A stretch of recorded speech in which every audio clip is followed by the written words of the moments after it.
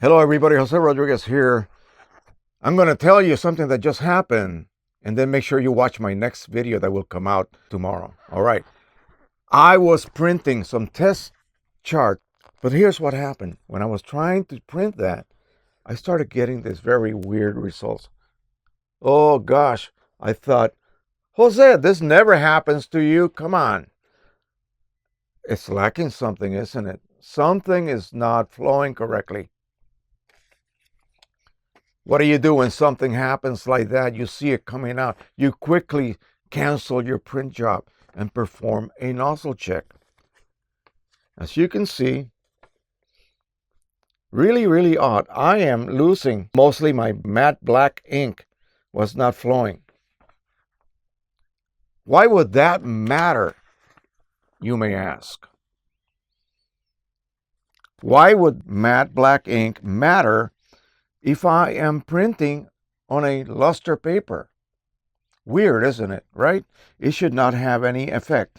Theoretically, I should be able to eliminate matte black and still get good results because I still have a full flow of photo black. As you can see right here, there are no bands anywhere missing. Nothing is missing. So what does that tell you? Yeah, really strange. And I know this is the case with the Pro-1000. The printer uses both inks at different proportions. Okay, it does use it. So does the Pro-10. I keep having to reload my matte black ink, even though I only print on glossy or luster papers. I never print on matte on that printer. So where is my matte black ink going? Well, I tell you, it might be going during your cleaning cycles, of course, that it performs on its own. And I think it is using some, in this case, mostly photo black, but some matte black ink. I don't know. I don't know what actually caused that. But I ran a cleaning cycle after I reloaded all of the cartridges, brand spanking new, back up to full. And then I did a nozzle check, and I got a perfect result. As you can see, nothing is missing. That means reset and refilled cartridges. Nozzle check after that, after I did the cleaning cycle, of course, or purge cycle. And I had a perfect result. So I then reprinted the image. Bingo, perfect. Okay. And the funny thing is that I don't see banding here.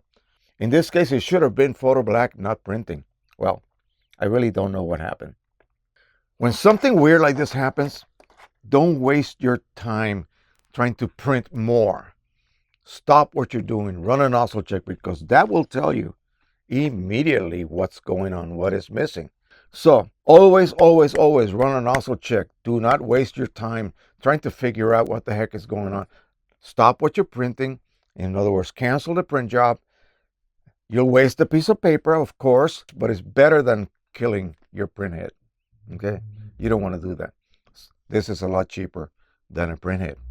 So run that nozzle check. When you see something weird, then proceed to do a check of your cartridges. Make sure that the levels, in other words, how much do they weigh, matches the actual indicators reading on your driver on your computer.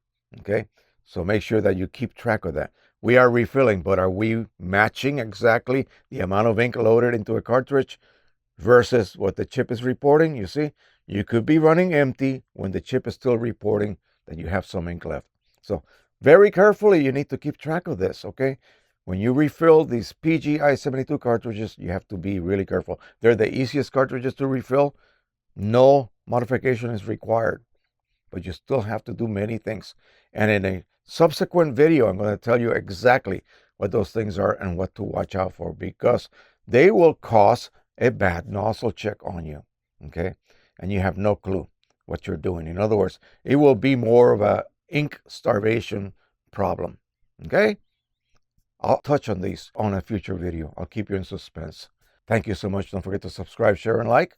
And as always, happy printing, everybody. Bye-bye.